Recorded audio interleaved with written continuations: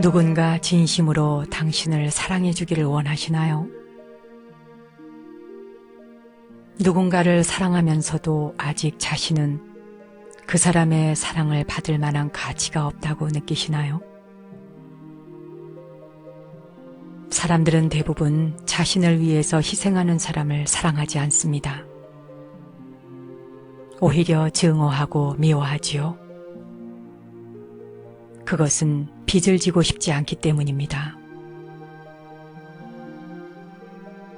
당신이 상대에게 너를 위해 희생하고 있다라고 상기시킬수록 상대방은 더욱 당신을 피할 것입니다.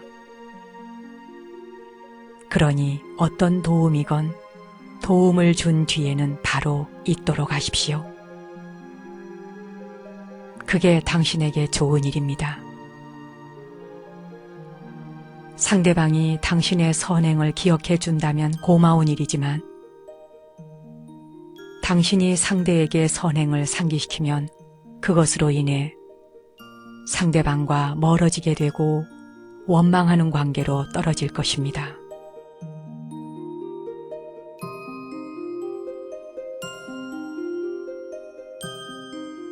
안녕하세요. 정목입니다.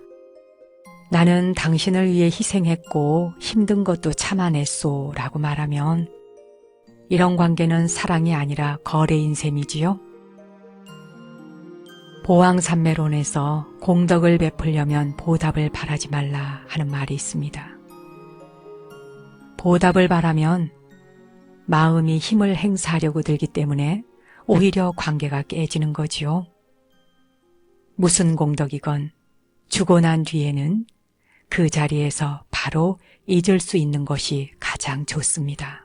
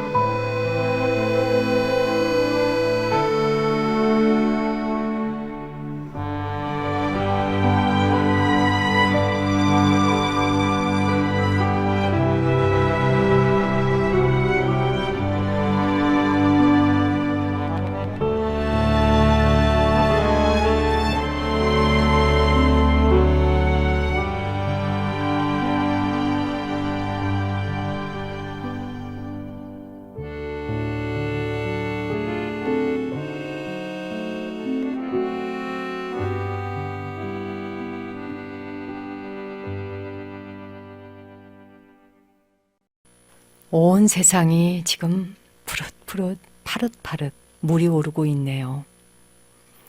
한강 쪽을 지나가다 보니까 그 수양버드나무 있죠. 그 버드나무가 파랗게 그 물이 오를 때 정말 아름답습니다. 뭐 이 새봄에 돋아나는 새싹들 아름답지 않은 것 단 하나도 없지만 특히 강가에 늘어져 있는 그 수양버들 그 파르스름하게 돋아오는 그 연두빛을 바라보면 그 마음이 아주 환해지더라고요. 그러니까 그런 연두빛의 수양버들을 바라보면서도 명상하실 수 있는 겁니다. 강을 바라보며 명상할 수도 있고 여러분이 산책을 하실 때도 건강을 위해서 나는 여기에서 저기까지 몇 시간을 걷겠다, 뭐 1시간을 걷는다 이런 것에만 주력하기보다 여러분이 걷는 걸음 하나하나가 다 그냥 명상이 되도록 해보는 겁니다. 내가 한 걸음을 들어 올리고 내릴 때마다 대지와 하나가 되고 또 이 육체가 그 대지와 한 덩어리가 되었을 적에 얼마나 몸이 가볍고 부드럽겠습니까?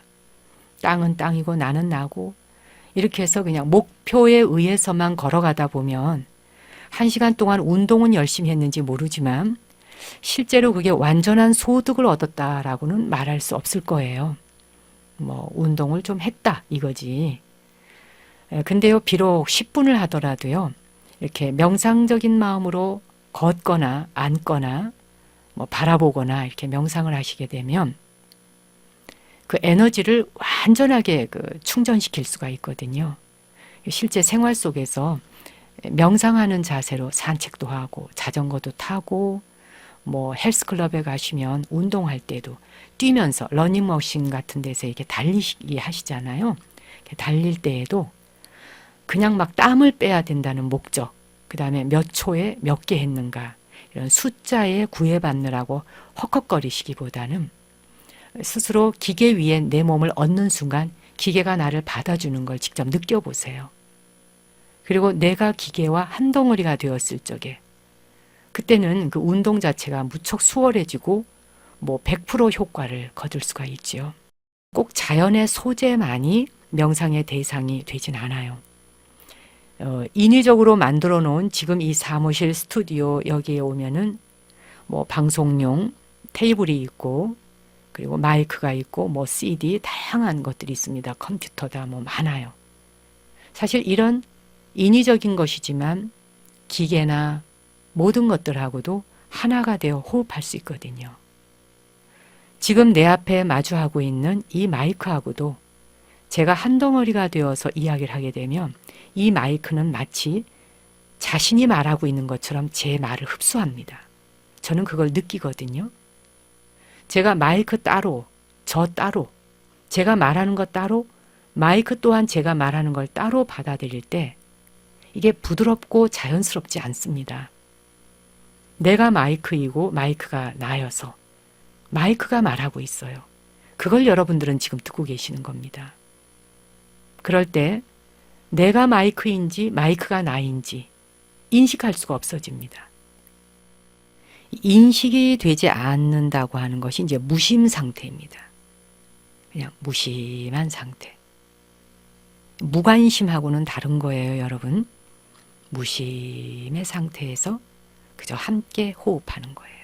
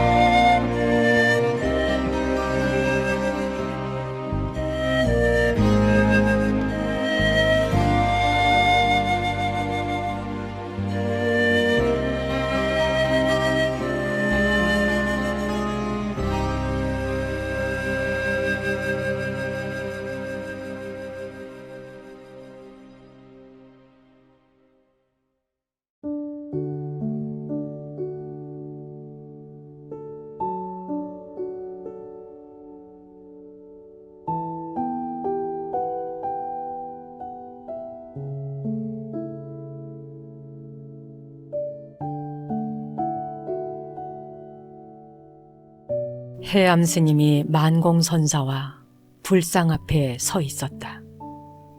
이때 만공선사가 말씀하셨다. 부처님 젖이 저렇게 크시니 스님들 양식 걱정은 없겠구먼. 이에 해암 스님이 스님들이 무슨 복으로 부처님 젖을 먹을 수 있겠습니까? 만공선사가 해암을 바라보며 이 무슨 소리냐? 그러자 해암 스님이 다시 여쭙길 복을 짓지 않고 어떻게 부처님 젖을 먹을 수 있겠습니까? 만공선사가 대답하셨다. 너는 부처님을 건드리기만 하고 부처님의 젖은 먹지 못하는구나.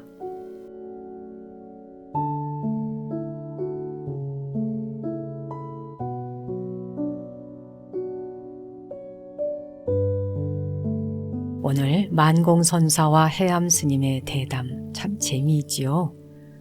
탁자 위에 계시는 부처님 상을 바라보며 만공선사는 부처님 젖이 저렇게 크시니 수행하는 스님들 충분히 먹을 수 있어 양식 떨어질까 걱정할 것 없도다 이렇게 말씀하시니까 해암 스님은 그 말씀에 아무리 부처님 젖이 크다 한들 수행자들이 복을 지어 놓은 게 있어야 젖을 먹을 수 있지 않겠습니까? 이렇게 반문을 합니다. 그러자 만공선사께서 너는 부처님을 건드리기만 하고 젖은 먹지 못하는구나 이렇게 단식을 하시네요. 이 두 분의 말씀이 도대체 이게 무슨 말일까요? 부처님 젖을 여러분이라면 어떻게 먹겠습니까? 탁자 위에 계시는 부처님이 어떻게 젖을 준단 말일까요? 만공선사께서는 생각으로 정의를 내리고 생각으로 분석하고 따지는 분별심이 사라지면 이미 우주 법계가 부족함이 없어서 충분하다 하는 그 말씀을 부처님 젖에 비유를 한 게 아닌가 싶습니다. 복을 지어야 부처님 은혜도 입고 가피를 입지 않겠느냐라는 해암 스님 말씀은 복을 주는 부처 따로 있고 복을 받는 중생 따로 있다라고 생각하는 분별된 마음의 현상으로 보고 말한 것이지요. 그래서 만공선사는 너는 부처님을 건드리기만 하고 즉 수행합네 하면서 폰만 잡고 네 스스로가 부처인 줄 알지 못하는구나 하면서 바로 깨달음의 본성을 일깨워 주십니다. 두 분의 선지식 참 멋있지 않습니까? 지혜와 어리석음이 무엇인지를 두 분은 문답을 통해 우리에게 이렇게 여실하게 보여주고 계시는군요.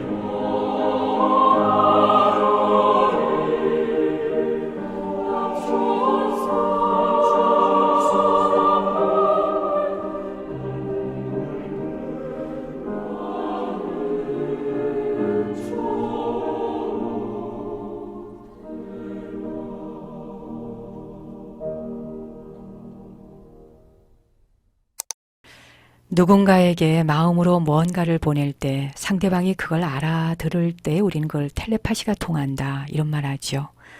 마음이 꽉 닫혀있는 사람은 알아들을 수 없는 일이겠지만 이런 현상은 종종 일어납니다. 가까운 사람에게 무슨 일이 일어나면 그 사람이 멀리 떨어져 있는데도 나한테 어떤 현상이 일어나는 경우를 경험하신 적 있으신가요? 물론 특별히 그런 능력이나 감각이 예민하게 발달해 있는 사람들이 있긴 하지요. 이런 일들을 우연으로 받아들일 수도 있겠지만 세상엔 과학의 힘만으로 규명할 수 없는 불가사의한 일들이 많이 일어납니다. 올바른 과학이란 바로 그런 불가사의한 일들의 의문을 품고 하나하나 그 원인과 결과를 규명해 나가는 것이 올바른 과학적인 태도이겠죠. 요즘 텔레파시니 기 하는 기계로 측정할 수 없는 현상들을 과학적으로 접근해 보려고 하는 그런 시도도 많은데요. 마음의 현상에 대해서 과학적인 해석을 해보는 것은 흥미로운 일입니다. 우린 흔히 이 나라고 하는 존재를 몸의 끝 또는 피부의 끝으로 한정 지어 놓는 경우가 대부분이죠. 몸을 나라고 생각하는 겁니다. 그러나 보다 정신적으로 성숙한 사람들에게 이 나라는 거, 나라는 존재는 몸 그리고 피부 끝에서 끝나는 존재가 아닌 겁니다. 몸 밖으로 무한히 확장되어 있는 나, 자신의 존재가 얼마나 큰 존재인지 또 내가 얼마나 큰 나인지를 결정하는 건 내 의식이 얼마나 큰 공을 품고 있는 또 그렇게 품을 수 있는 넓고 열린 마음을 가지고 있느냐에 따라서 달라지는 거죠. 성숙된 의식이 품고 있는 나, 이 확장된 나는 피부의 한계를 넘어서 마음을 통해 무한히 뻗어갈 수 있는 존재입니다.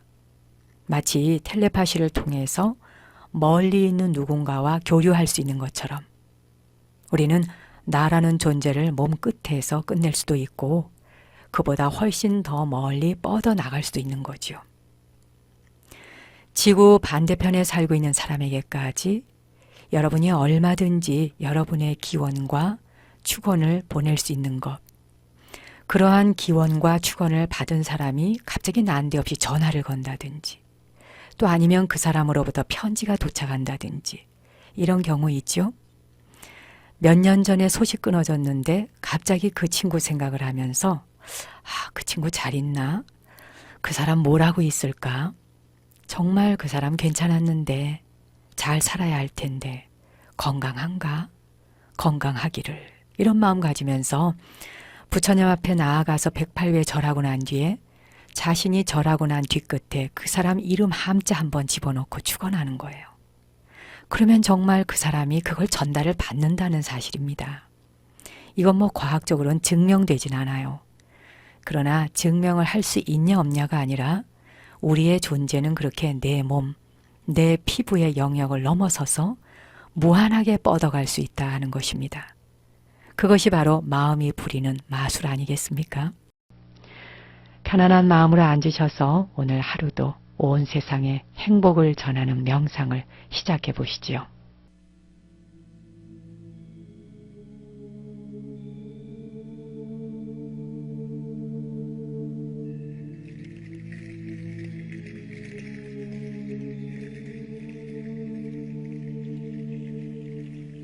자, 이제 편안한 자세로 앉아 보십시오. 손에 깍지를 껴고 앞으로 쭉 뻗어보세요. 쭉쭉쭉. 그대로 뻗은 팔을 위로 쭉 뻗어 올립니다. 최대한 끝까지 스트레칭을 해주고 툭 풀어서 팔을 무릎 위에 떨어뜨려 놓으십시오.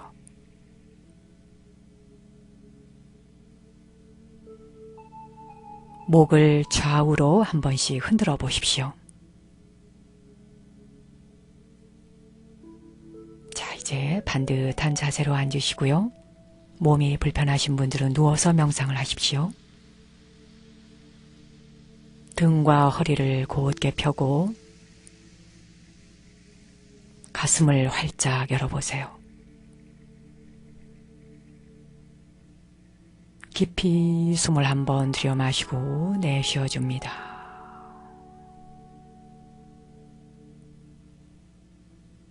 눈은 감거나 뜨거나 자유롭게 하십시오. 눈을 뜨고 있는 분들은 시선을 편안한 지점의 아래로 툭 떨어뜨려 놓으세요.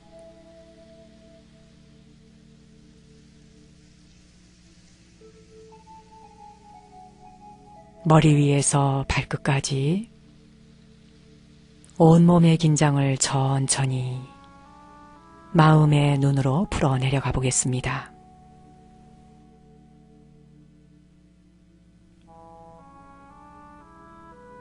머리가 텅 비고 가볍다 상상하십시오. 목과 어깨, 팔과 손가락 끝까지 긴장감을 풀어놓습니다.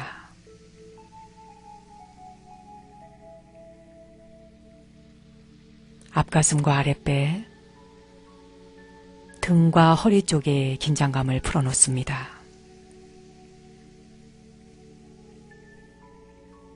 엉덩이와 허벅지,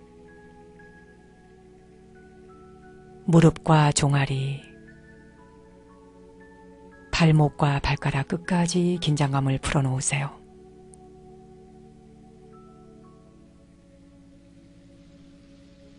실제로 온몸의 긴장감이 다 풀리지 않았다 해도 세포들 하나하나가 편안함을 느끼면 되는 것입니다. 아랫니와 윗니의 긴장을 풀고 혀를 입천장에 살짝 붙여놓으세요.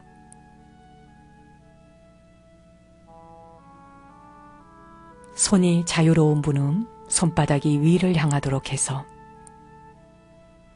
양손을 무릎 위에 가볍게 내려놓으십시오. 다시 한번 깊이 숨을 들여 마시고 내쉬어줍니다.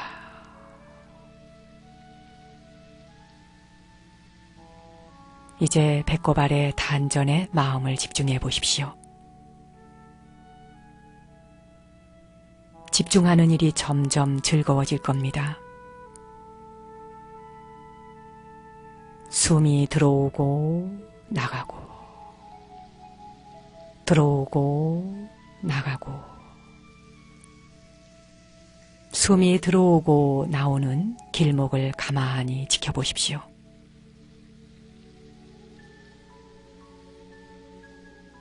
당신이 앉아있는 오른쪽에 아버지가 앉아 계신다 생각하십시오. 당신의 왼쪽에 어머니가 앉아 계신다 생각하세요. 부모님이 돌아가신 분들은 존경하는 스승님이나 존경하는 분이 양옆에 앉아 계신다 상상하십시오.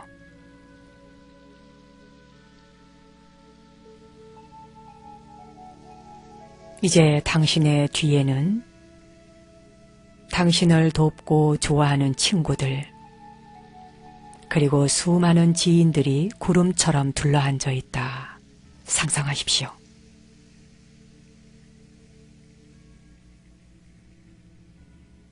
당신이 앉아있는 바로 앞에 당신과 감정이 그다지 좋지 않은 사람 한 사람이 앉아있다 하고 상상하십시오.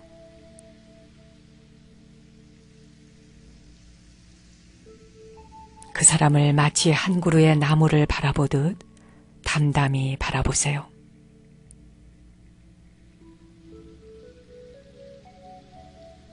그리고 마음속으로 이렇게 속삭여 보십시오.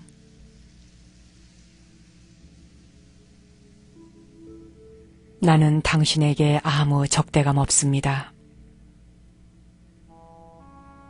당신 또한 내게 아무 적대감 없기를 바랍니다. 당신이 건강하고 행복하기를 바랍니다.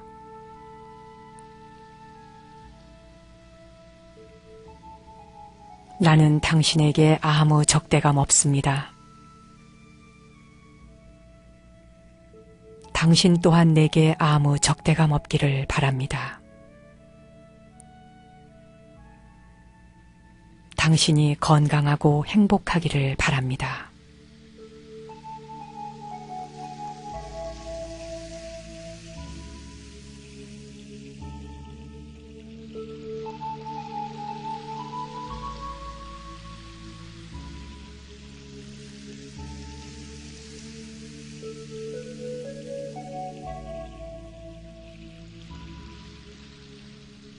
자, 이제 편안한 자세로 숨을 한번 들여 마시고 내쉬어 봅니다. 다시 한번 깍지를 껴고 앞으로 쭉 발을 뻗어 보시죠. 그리고 툭 풀어줍니다.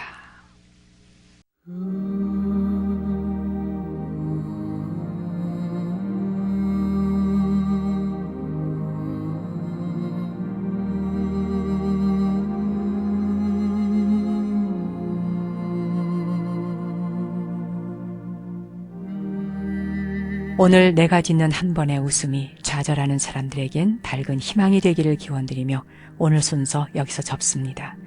저는 다음 주 월요일 오전 10시에 다시 찾아뵙지요. 당신과 내 안의 신성한 빛, 거룩한 불성 앞에 경배 올립니다.